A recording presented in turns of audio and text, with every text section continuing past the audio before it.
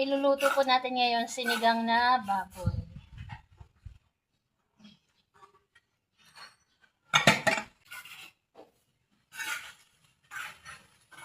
Ayan, kapag nagsisigang ako, ginigisa ko muna. Ayan, magigisa na po tayo. Unahin natin ng kamatis.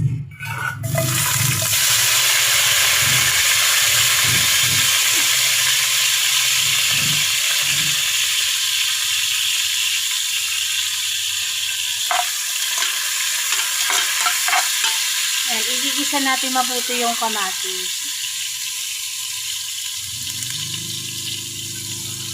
Para masarap yung ating sinigang na baboy.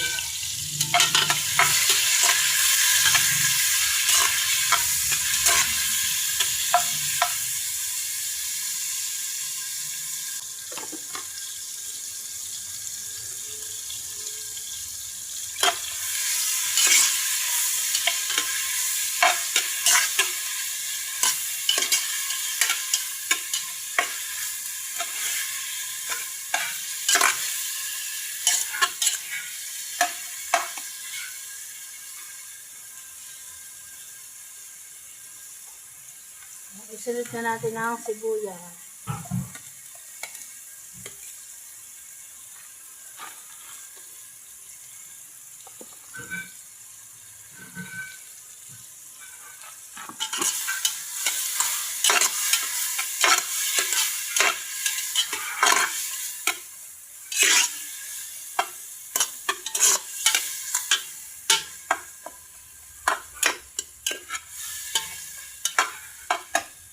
Ayan, luto na yung kamatis. Kung makita niyo po.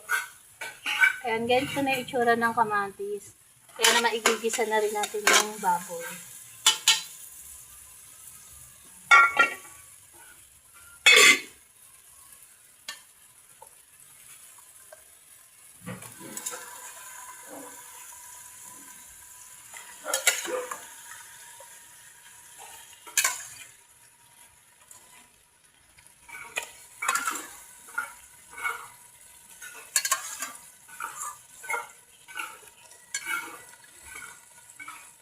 Sa mga par babies po namin nakabukod kasi yung luto ng ulam nila ilalaga ko lang.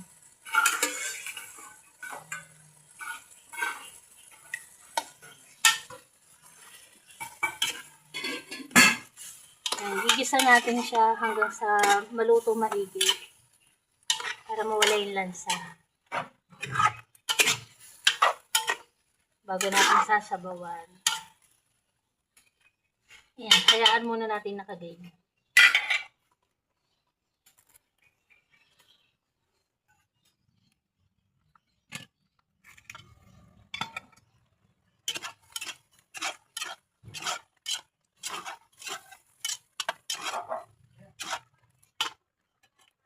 At ayan, gisang-gisa na nga po siya. Lagyan na rin natin ng patis.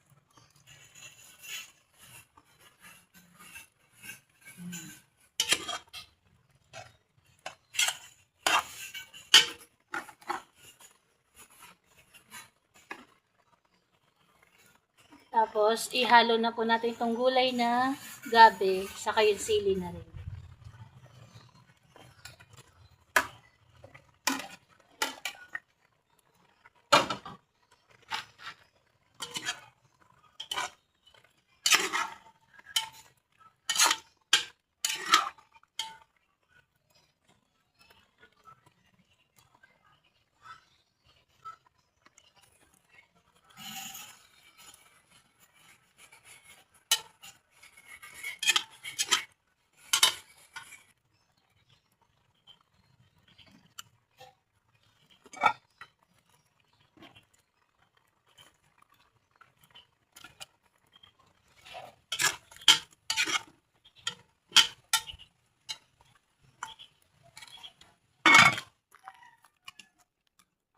Ang ganda ng paaraw ni Barake, oh.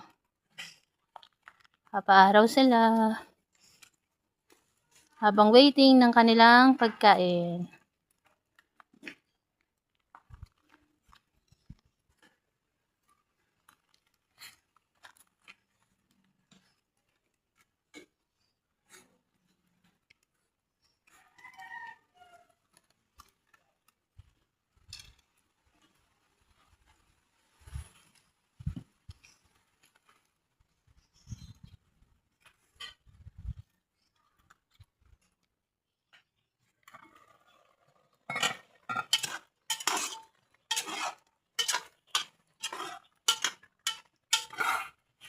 Dahil kumapit na yung patis sa ating karne, sasabawan na natin siya.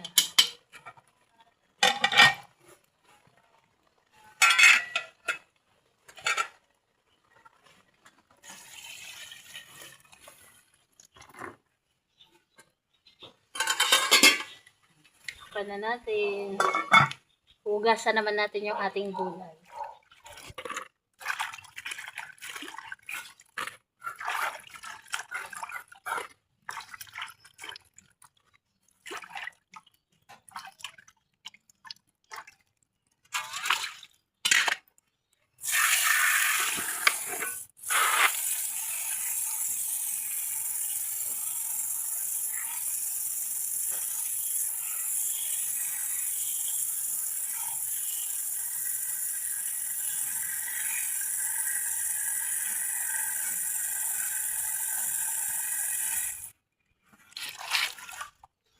Ayan, kahapon maraming nararamihan ng hugas sa gulay ko kasi 3 beses ko hinugasan yung gulay.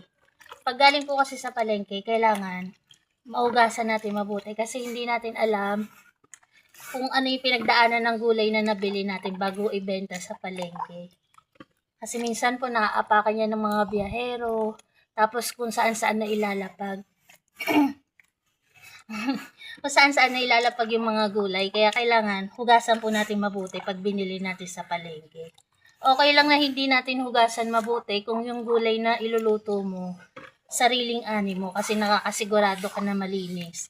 Pero kung galing pong palengke, hindi tayo sigurado kung saan nila pinatong, kung ano yung pinanggalingan ng gulay na binili mo. Kaya yun, hinuhugasan ko po mabuti.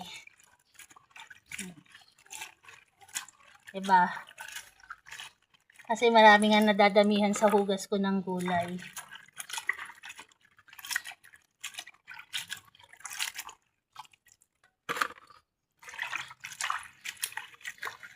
Pag sariling ani mo, okay lang kahit isang beses mo lang hugasan. Kasi sa palengke po, lalo na pag sa Divisoria, minsan di nyo po alam na yung gulay na nabibili nyo na ipatong sa putik. Ganon. Kaya kailangan mahugasan mabuti.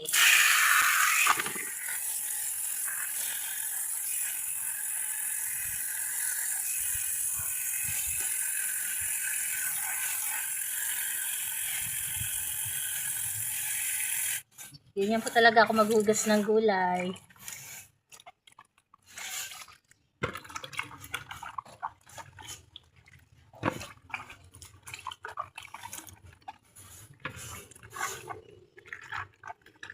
At saka di ba po pag galing palengke kung sino-sino humahawak dyan, kakapili, hawak-hawak ng iba.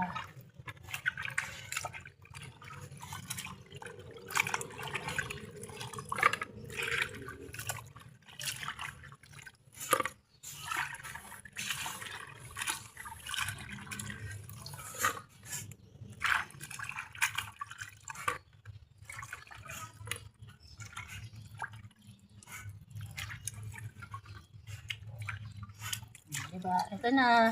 Sure na malinis na ang gulay natin pang sigang. Kumukulo na yung ating sinigang, kaya naman ihalo na natin itong gulay na ating hinugasan. Diba ang amoy? Sabay-sabay na yan.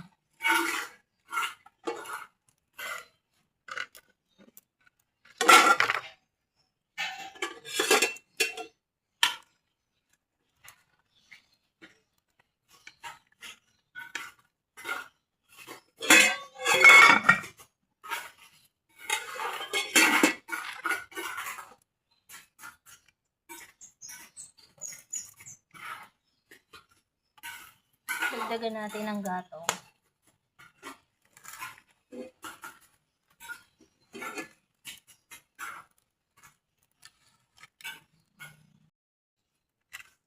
Isabay na rin natin itong paasim. Yan, lagay na rin po natin yung paasim.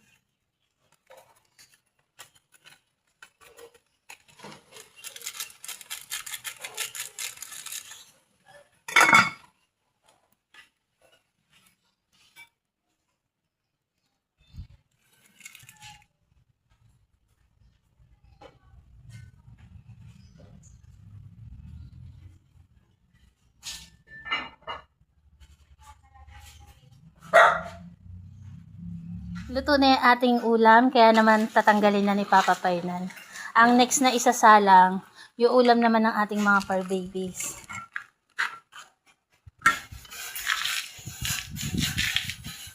Ayan, tapos ito yung kanilang gulay.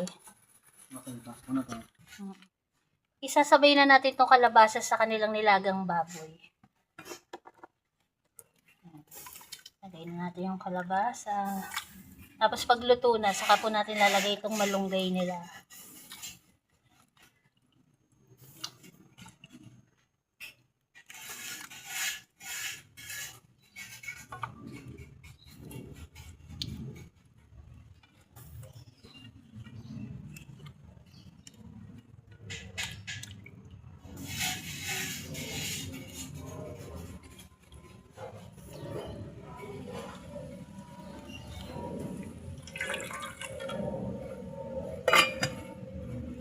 Yan, ganyan lang po kasimple ang pagluto ng pagkain o ulam ng aming mga fur babies. Pagluto na, iuhuli po natin itong malunggay. Kasi madali lang ito maluto.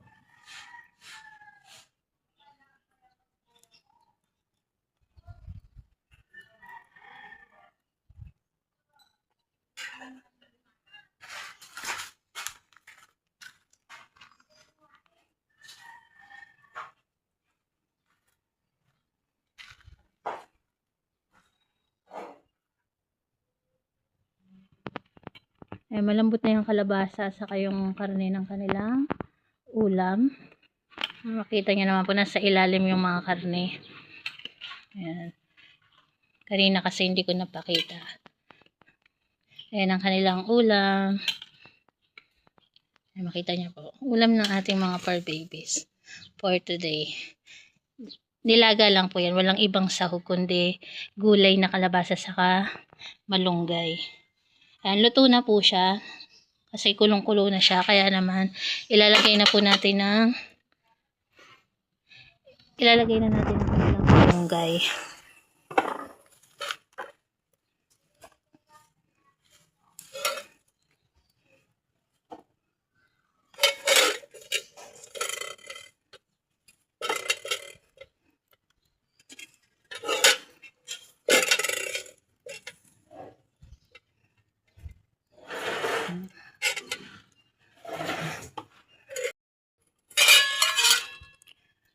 Takpan na natin.